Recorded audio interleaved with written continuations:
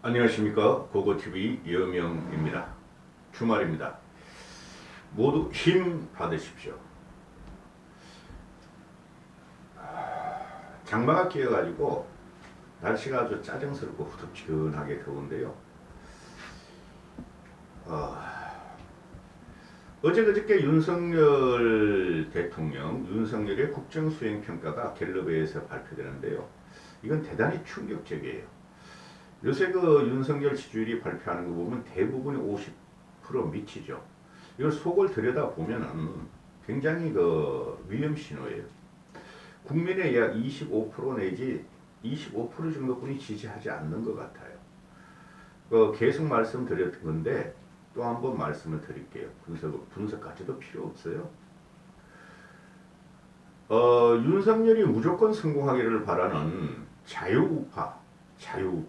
자유의 방점이 있죠. 그 나이 들으신 분들은 이게 뭔지도 모르고 무조건 지지를 해요. 비판하지 않고 비판받지 않는 정권은 말로가 좋지 않고 망합니다. 우리는 진박 파동에 의해서 박근혜 사태를, 탄핵 사태를 겪었죠. 빨리 찍기 위해서 들어가는데 이게 문제가 뭐냐 하면은 지금 김건희의 악 영향력, 부정 영향력이 윤석열 지지율을 깎아먹고 있고 국민의 민심이 이반되고 있다는 거예요. 고고TV의 말이 진리가 될 겁니다. 김건희 때문에 윤석열은 날아갑니다. 그날 윤석열은 윤서방의 기질로 마당새 돌쇠의 기질로 마님 김건희를 보호하려 할 겁니다. 그런데 김건희가 그런 국가적인 민심이나 또는 대통령의 보호를 받을 수 있는 그런 역량이 안 돼요. 너무나 천박하고 너무나 근본이 안 좋아요. 그냥 집에 있으면 돼요. 나오지 않으면 돼요. 용산 공간 그거 몇만 평 된다며. 아니 한남동 공간 거기 있으면 되는데 이게 내가 영분이다, 내가 대통령이다, 나를 따르라 개돼지들이여. 나의 미모를 보고 침을 질질 흘리고 다니는 너희들은 나를 따르라 이러는데 분석 한번 해보죠. 분석까지도 할 필요 없고 진보 보수층이 얼마나 그 응답했냐면 보면 돼요. 윤석열의 국정 지지율이 지난주에 6월 넷째 주,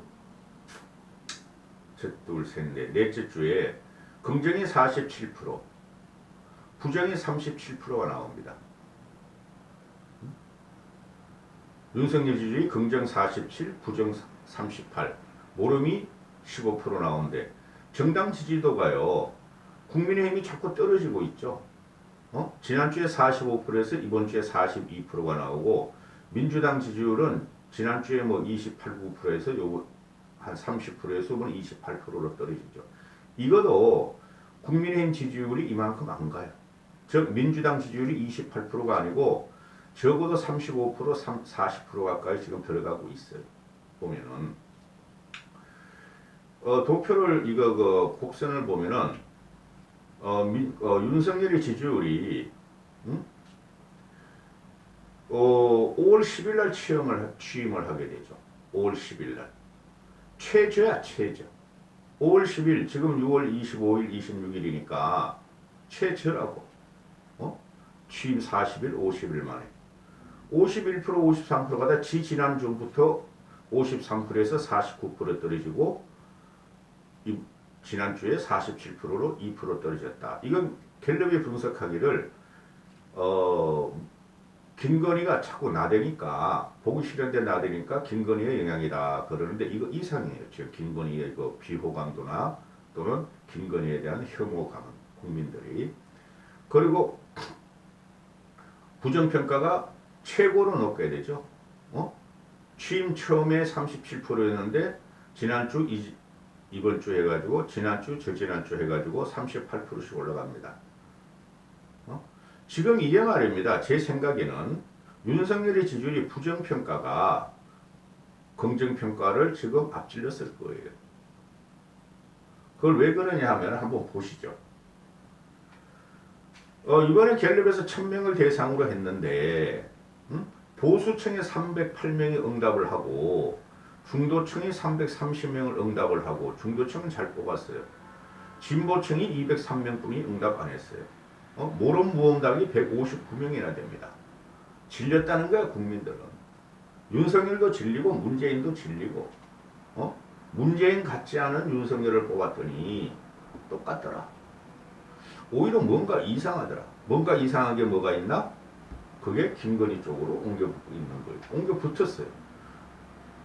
김건희를 갖다가 구석방에 처박아 놓지 않으면 윤석열이는 국정동 이걸 싹 깎아먹어요. 아무리 국민의힘이 김건희를 보호해도 소용없어요.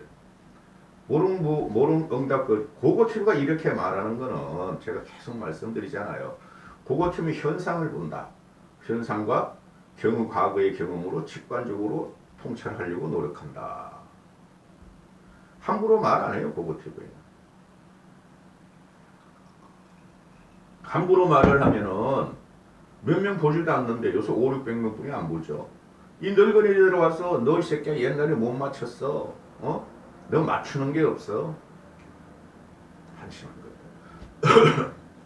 보면은 보수층과 진보층은 제가 말씀드린 대로 지금 보수 대 진보는 30대 30으로 팽팽해요.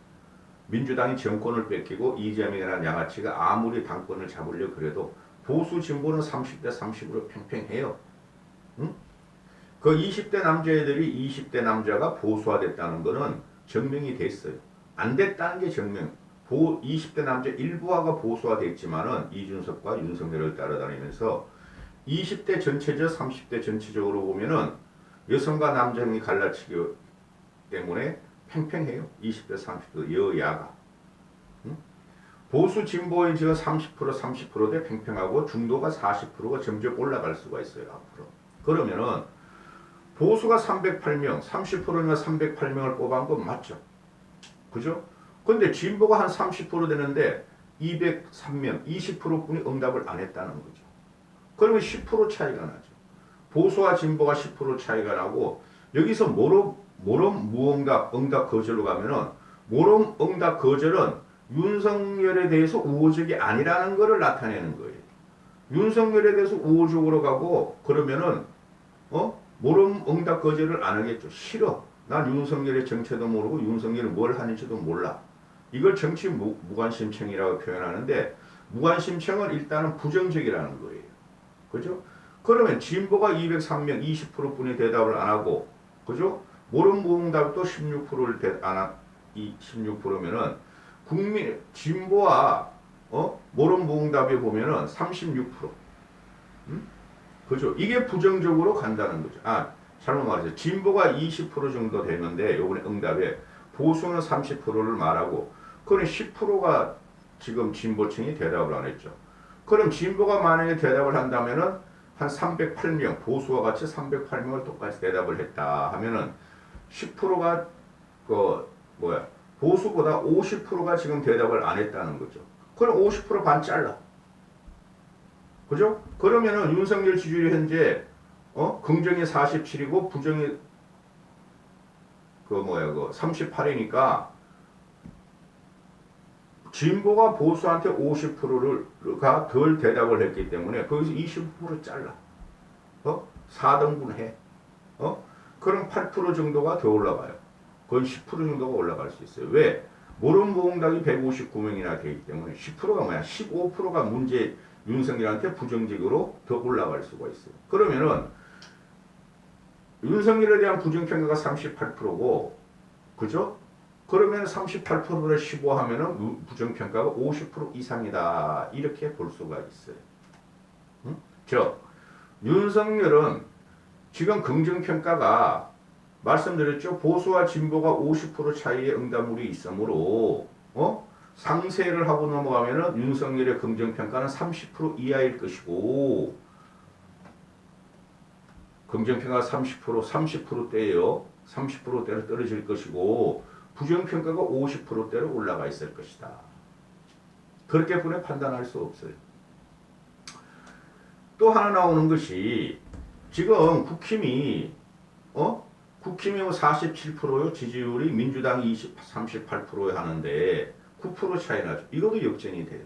왜 그러냐면은 국힘의 응답자들이 정당 지지율에서 또는 대통령 지지율에서 국힘이 438명이 응답을 해요. 정당 지지율에서. 근데 더불민주당은 277명뿐이 응답을 안 해요. 이것도 50%가 차이 나요. 민주당 지지자들이나 진보층은 지금 여론조사에 응답을 않고 울분만 사귀고 있다는 거죠. 귀에만 보고 있다는 거죠. 이것도 50% 이상 차이가, 50% 정도 차이가 나요. 그러면은 민주당 애들이 50% 이상 더 응답을 할 적에는 역전이 된다는 거죠. 그죠? 국민의힘은 47%라는 상세가 될 것이고 더불민주당은 올라갈 것이라는 거죠. 즉 더불민주당이 한 47, 8%가 나오고 민주당 애들이 그 응답을 하면은 국힘은 상대적으로 민주당의 탄력도에 해가지고 국힘은 한 40 이상 %뿐이 안 돼요. 실제적으로 민심은 지금 민주당이 국힘보다 앞서고 있다. 이렇게 보시면 돼요. 길게 찍으면 여러분도 피로하고 나도 피곤하니까 또 무당층이 235명이랬잖아요. 무당층이. 무당층이라는 것은 여야도 싫지만은 현 정권, 집권 여당에 대해서 부정적이라는 것을 부정적이라고 생각하시면 돼요. 따라서 결론을 내리면은 윤석열의 지지율은 지금 47%가 아니라 30%대며 부정평가가 50% 이상일 것이고 국힘의 지지율도 역시 47%가 아니라 40대 초반이나 30%대이며 민주당의 지지율은 국힘을 앞서가고 있을 것이다. 이러죠. 이름에도 불구하고 김건희는 나대고 있다는 거죠. 신났을 거야 지금. 옷 맞추러 가야죠. 보톡스 맞아야죠. 필라 맞아야죠. 화장품 새겨야죠. 가자. 20여 개국 이상의 말이지. 나토 정상회 20개국에서 일본, 한국, 호주, 뉴질랜드 말이야. 그 영부인들하고 다 온단다. 한 24개국, 4개국의 업적으로 가면은 24개국에서 내 미모를 뽐내야 되겠다. 아주 직격탄을 맞을 거예요. 윤석열도 처음 가는 해외 정상회의고, 이건 정상회의도 아니야, 솔직히. 1박 2일 동안 24명, 28명을 하고 하는데, 저 구석에 가서, 문재인과 김정숙이 같이 둘이만 노닥거리다가 안 나오면 그것도 성공이야. 대통령실에서 맡겠죠? 그런 장사를. 가자. 나의 미모를 알리자. 나의 혁고부라진 천공이 시킨 대로 영어 열심히 했어. 일주일 동안 무슨 말을 할까? 근데 말입니다. 영국식 영어 발음은 미국식 발음하고 다르고 듣기도 힘들고 그 다음에 다른 유럽 국가들이 영어를 말할 유럽 국가들에서는 다 영어, 스페인어, 독일어가 전부 다 영어에서 나온 거니까 로마어시라고 해서 다 그 발음이 조금씩 틀려요. 어수는 같지만. 메리드업 그런 말은 안 나올 것이다. 메리드업 하니까 리얼리 내가 바이든을 받아쳤어요. 그런 말은 안 나올 것이다.